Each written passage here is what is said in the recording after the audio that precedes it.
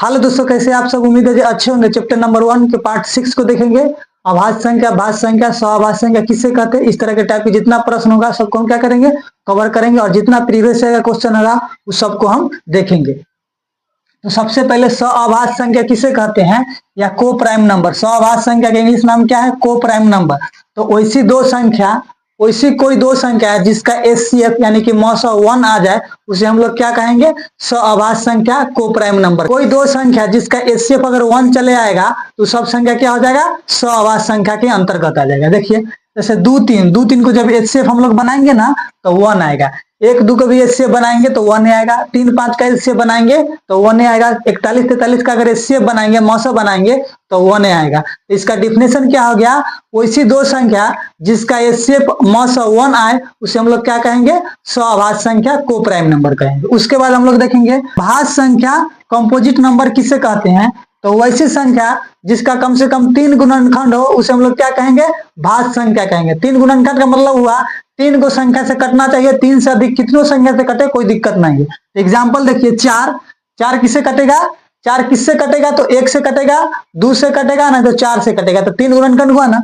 6 को लीजिए तो 1 से कटा, 2 से कटा, 3 से कटा और 6 से कटा। तो 4 को संख्या से कट रहा है। 3 संख्या से कम कटना चाहिए। 3 से अधिक कितनों संख्या से कटे उससे कोई दिक्कत नहीं है। 8 को लेंगे तो 1 से कटेगा, 2 से कटेगा, 4 से कटेगा और 8 से कटेगा। तो 4 को संख्या से भी कट रहा है। 12 को लेंगे तो 1 से कटेगा, 2 से कटेगा, 3 से कटेगा, 4 से कटेगा, 6 से कटेगा और 12 से कटेगा। तो ये 6 संख्या से कट रहा है। समझ में आ रहा है? ऐसे बहुत संख्या हो सकता है। ठीक है, 10 भी है तो 1 से कटेगा, 2 से कटेगा, 5 से कटेगा और 10 से कटेगा। तो 10 का भी क्या है? गुणनखंड है 4 को। 3 को कम से कम होना चाहिए। 3 से अधिक कितनों हो से कोई दिक्कत नहीं है। सब संख्या क्या हो जाएगा? भाज्य संख्या के अंतर्गत आएगा। हम लोग क्या करते हैं? अभाज्य संख्या को हम लोग समझते हैं, इसको मिटाते हैं। अब हम लोग देखेंगे अभाज्य संख्या जिसको हम लोग इंग्लिश में क्या कहते हैं? प्राइम नंबर किसे कहते हैं। तो वैसी संख्या जो 1 के अलावा अपने आप से कटे, सब संख्या क्या हो जाएगा? अभाज्य संख्या के अंतर्गत आएगा। मतलब 1 से कटना चाहिए, इसके अलावा अपने आप से कटे, किसी दूसरी संख्या से नहीं कटे, वो सब संख्या क्या हो जाएगा? अभाज्य संख्या के अंतर्गत आएगा, प्राइम नंबर के अंतर्गत आएगा। जैसे 2 तो 1 से कटेगा ना तो 2 से कटेगा, और कोई संख्या से कटेगा नहीं कटेगा। 3 तो 1 से कटेगा ना तो 3 से कटेगा। 2 से कट रहा है नहीं कट रहा है। 5 तो 1 से कटेगा ना तो 5 से कटेगा। 5 के नीचे कोई संख्या से 5 कट रहा है नहीं कट रहा है, 1 के छोड़कर। 7 तो 1 से कटेगा ना तो 7 से कटेगा। 7 के नीचे 6 5 4 है, किसी संख्या से कट रहा है नहीं कट रहा है। तो 7 हो जाएगा। 11 है तो 11 1 से कटेगा ना तो अपने से आप से कटेगा। 13 भी है तो 1 से कटेगा ना तो 13 से कटेगा। ठीक है, वैसे बहुत सारा संख्या हो जाएगा। तो सब संख्या क्या हो जाएगा? अभाज्य संख्या के अंतर्गत आएगा, प्राइम नंबर के अंतर्गत आएगा। तो हम लोग क्या करते हैं? क्वेश्चन को देखते हैं, इसको मिटाते हैं। टाइप 16 का 1 नंबर प्रश्न है, निम्नलिखित में कौन सा युग्म सअभाज्य है। मतलब चारों ऑप्शन में से, इस चारों जोड़ा में से हमको बताना है कौन सा युग्म है ना, उस सअभाज्य संख्या के युग्म का जोड़ा है। तो सअभाज्य संख्या होने के लिए शर्त क्या होता है? तो वैसी दो संख्या जिसका एचसीएफ यानी कि मौसा 1 चल रहा है, महत्तम समावर्तक 1 चल रहा है, वो सब संख्या क्या हो जाएगा? सअभाज्य संख्या के अंतर्गत आएगा। तो देखिए 14 35 को जब हम एचसीएफ बनाएंगे तो 1 आएगा? नहीं आएगा। 18 25 को जब एचसीएफ बनाएंगे तो 1 आ जाएगा। देख लीजिए, तो 14 से हम लोग 35 में क्या करेंगे? भाग करेंगे तो 2 मरतबे कटेगा। तो यहाँ 28 हो जाएगा, यहाँ 7 बच जाएगा। ये 14 को उतार देंगे तो 2 मरतबे कट जाएगा। तो इसका मौसा 1 आया नहीं ना, मौसा क्या आ गया? 7। तो ये नहीं होगा जोड़ा। 18 25 को हम लोग बना के देखते हैं। तो 18 से 25 में भाग करेंगे तो 1 मरतबे क्या हो जाएगा? 18। फिर यहाँ 7 बच जाएगा, फिर यहाँ 18 उतरेगा, फिर 2 मरतबे 14, फिर यहाँ 4 बच जाएगा। इस 7 को यहाँ उतारेंगे, फिर यहाँ 1 मरतबे लगेगा 4, फिर यहाँ 3 बच जाएगा, फिर यहाँ 4 उतारेंगे तो 1 मरतबे हो जाएगा 3, फिर यहाँ 1 बचेगा। तो 1 को हम लोग घेरेंगे और 3 से क्या करेंगे? 3 में भाग करेंगे हम लोग तो 3 मरतबे क्या हो जाएगा? कट जाएगा। तो इसका एचसीएफ क्या आ गया? 1 चल आएगा। तो यही हो जाएगा 18 25 का जो युग्म हो जाएगा ना, यही जोड़ा हो जाएगा सअभाज्य संख्या के अंतर्गत। 13 52 का जब एचसीएफ बनाएंगे तो 13 के पहरा में 52 आता है, 13 के पहरा में 13 आ जाएगा। तो इसका एचसीएफ क्या आ जाएगा? 13 आ जाएगा। 21 के पहरा में 84 आ जाएगा। तो इसका एचसीएफ क्या आ जाएगा? 21 हो जाएगा। समझ में आ गया? तो हमको वैसी संख्या को खोजना है, वैसी दो संख्या खोजना है जिसका एचसीएफ 1 आना चाहिए। तो वैसी दो संख्या कौन है? 18 25 ऑप्शन में। तो यही हो जाएगा अभाज्य संख्या का युग्म। 1 नंबर प्रश्न को देख लिया हम लोग, इसको मिटाते हैं, 2 नंबर प्रश्न को समझते हैं। 2 नंबर प्रश्न है, निम्नलिखित में कौन सा युग्म सअभाज्य है? इसको भी बताना है, जो कौन सा जोड़ा जो है ना सअभाज्य संख्या का जोड़ा है। तो देखिए 4 से जब 28 में भाग करेंगे तो इसका एचसीएफ क्या ना आ जाएगा, तो इसका एचसीएफ 4 आ जाएगा, तो ये जोड़ा नहीं हो जाएगा। 12 48 का जब हम लोग एचसीएफ बनाएंगे, मौसम बनाएंगे, तो इसका एचसीएफ क्या आ जाएगा, मौसम क्या आ जाएगा, 12 आ जाएगा, तो ये भी नहीं हो जाएगा। 11 12 का एचसीएफ बनाएंगे, मौसम बनाएंगे, तो इसका एचसीएफ 1 आएगा, तो यही हो जाएगा 11 12 का युग्म वाला जो होगा ना, यही हो जाएगा सअभाज्य संख्या का युग्म। 2 4 का जब एचसीएफ बनाएंगे हम लोग, तो 2 के पहरा में 4 आता है ना, तो इससे क्या हो जाएगा, 2 हो जाएगा। तो ऑप्शन क्या हो जाएगा, सी नंबर हो जाएगा। 11 12 जो है वही सअभाज्य संख्या का युग्म हो जाएगा। बना के देख लीजिए। अगला क्वेश्चन है, निम्न में कौन परमेय संख्या है? 2011 और 12 में पूछा हुआ प्रश्न है। ऑप्शन ए में है √3, ऑप्शन बी में है 2 √2/√2, ऑप्शन सी में है 4 √5, ऑप्शन डी में है √6। तो हमको बताना है चारों ऑप्शन में कौन सा ऑप्शन है ना परमेय संख्या के अंतर्गत है। तो परमेय संख्या किसे कहते हैं, तो वैसी संख्या जो p/q के रूप में हो, उसे क्या कहते हैं हम लोग, परमेय संख्या कहते हैं। ठीक है ना, रूट के अंदर होगा तो उसका वर्गमूल निकलना चाहिए। पूर्ण रूप से जिसका वर्गमूल निकल जाएगा वो परमेय संख्या के अंतर्गत आएगा। इसका पूर्ण रूप से वर्गमूल नहीं निकलेगा तो परमेय संख्या के अंतर्गत नहीं आएगा।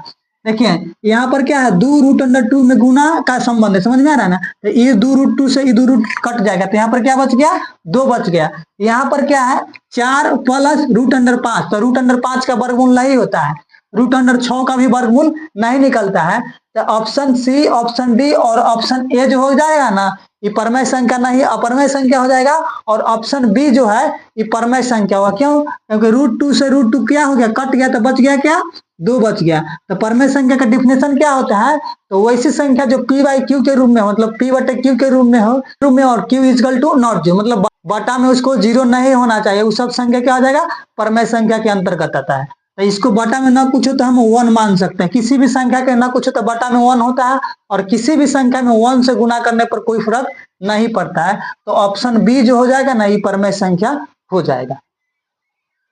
अगला क्वेश्चन है, √2 एक है, मतलब क्या है, परमेय संख्या है, अपरमेय संख्या है, प्राकृत संख्या है, कौन संख्या है हमको बताना है। तो हम क्या बताएं, रूट के अंदर क्या है, संख्या 2 है ना। इसका पूर्ण रूप से वर्गमूल निकलेगा, नहीं ना निकलेगा तो यह परमेय संख्या के अंतर्गत आ जाएगा। अगर इसका वर्गमूल निकल जाए, जैसे √4 रहता तो परमेय संख्या के अंतर्गत आता। इसका वर्गमूल नहीं निकलेगा तो यह परमेय संख्या हो जाएगा। समझ में आ गया, इसको मिटाते हैं, अगला क्वेश्चन को देखते हैं।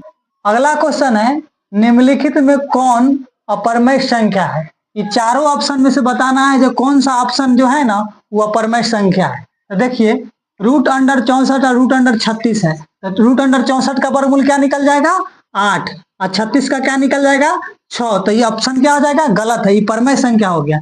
√18 का वर्गमूल नहीं निकलता है पूर्ण रूप से, तो यही ऑप्शन जो हो जाएगा ना, यही अपरमेय संख्या हो जाएगा। समझ में आ गया, अपरमेय संख्या यही हो जाएगा। √25 का वर्गमूल 5 निकल जाएगा, तो ये परमेय संख्या हो जाएगा। इसके ना कुछ हो तो बटा में 1 मान देंगे, तो p/q के रूप में हो जाएगा, तो परमेय संख्या हो जाएगा। √49 बटे क्या है, 9 है, तो ये क्या हो जाएगा, भी परमेय संख्या हो जाएगा, क्योंकि 49 का वर्गमूल 7 निकल जाएगा, और 9 का वर्गमूल क्या हो जाएगा, 3 हो जाएगा। तो ये भी परमेय संख्या हो गया, ये भी परमेय संख्या हो गया, ये भी परमेय संख्या हो गया, और ये अपरमेय संख्या है। यही हमको पूछ रहा है जो कौन है अपरमेय संख्या, तो √18 जो है यही अपरमेय संख्या हो गया। अगला क्वेश्चन को देखते हैं। अगला क्वेश्चन है, निम्न में कौन अलग है? ये चारों ऑप्शन में से बताना है कौन सा ऑप्शन अलग है। 3 गो एक जैसा होगा और एगो अलग होगा। तो 3/5 ये अलग हो गया। √16/4 है, तो 4 से ये कटेगा क्या मर्तबे, 4 मर्तबे। तो √4 क्या हो जाएगा, 4 का वर्गमूल क्या निकल जाएगा, 2 निकल जाएगा। √2/5 ये अलग है, 25/9 अलग है। रूट के अंदर सिर्फ ई बचा, बाद बाकी तीनों क्या है, अलग है। तो ये तीनों option A, option B, option D अलग है, और ऑप्शन सी जो है ये अकेला अलग है। तो ऑप्शन क्या आ जाएगा, सी। ये सब क्या हो जाएगा, ए भी परमेय संख्या हो जाएगा, ए भी परमेय संख्या हो जाएगा, ए भी परमेय संख्या हो जाएगा, लेकिन ये अपरमेय संख्या हो जाएगा। कैसे, इसके ना कुछ हो तो बटा में हम 1 मान सकते हैं। अपरमेय संख्या डिफिनेशन होता है वैसी संख्या जो p/q के रूप में हो, वो सब संख्या क्या होना चाहिए, परमेय संख्या होगा। ठीक है, सिर्फ बटे में 0 नहीं होना चाहिए। अगला क्वेश्चन है, निम्न में कौन सा परमेय संख्या है? ऑप्शन ए में है पाई, ऑप्शन बी में है √7, ऑप्शन सी में है √16/25, ऑप्शन डी में 3√3/2 है। तो देखिए पाई क्या होता है, अपरमय संख्या के अंतर्गत आता है, तो हमको परमय संख्या कौन है उसी को बताना है। और √7 क्या हो जाएगा, इसका वर्गमूल नहीं निकलेगा तो ये भी अपरमय संख्या हो जाएगा। लेकिन √16 का वर्गमूल क्या निकल जाएगा, 4, और नीचे क्या आ जाएगा 25 का वर्गमूल √25 का तो 5। तो परमय संख्या कौन हो जाएगा, ऑप्शन सी वाला हो जाएगा। ये भी हो जाएगा, क्या हो जाएगा, ये भी अपरमय संख्या हो जाएगा। क्यों, क्योंकि √3 का वर्गमूल नहीं निकलता है। रूट जब परमय और अपरमय संख्या गुणा करेंगे तो अपरमय संख्या बनेगा। ई अपरमय संख्या हो गया, ये भी अपरमय संख्या हो गया, और ई परमय संख्या हो गया, और ई अपरमय संख्या हो गया। ठीक है, पाई का मान 22/7 रहेगा तो परमय संख्या होगा, लेकिन पाई रहेगा और 3.14 रहेगा तो क्या आ जाएगा, अपरमय संख्या के अंतर्गत आता है। समझ में आ गया। अगला क्वेश्चन को देखते हैं। अगला क्वेश्चन है π/3 1 है, परमय संख्या है, अपरमय संख्या है, प्राकृत संख्या है, या क्या संख्या है, हमको बताना है। तो π/3 क्या हो जाएगा, तो π/3 जो होता है ना, ये होता है अपरमय संख्या। अपरमय संख्या होता है, क्यों होता है कि पाई क्या है, पाई अपरमय संख्या के अंतर्गत आता है, और पाई के बटे में क्या है, परमय संख्या है। तो अपरमय संख्या परमय संख्या जब एक साथ रहेगा तो वो अपरमय संख्या के अंतर्गत आता है। तो π/3 क्या हो जाएगा, अपरमय संख्या हो जाएगा। अगले क्वेश्चन को देखते हैं, लास्ट क्वेश्चन, इसके बाद क्या हो जाएगा, इस चैप्टर क्या हो जाएगा, समाप्त हो जाएगा। ठीक है, अगला क्वेश्चन है, निम्नलिखित में कौन परमय है।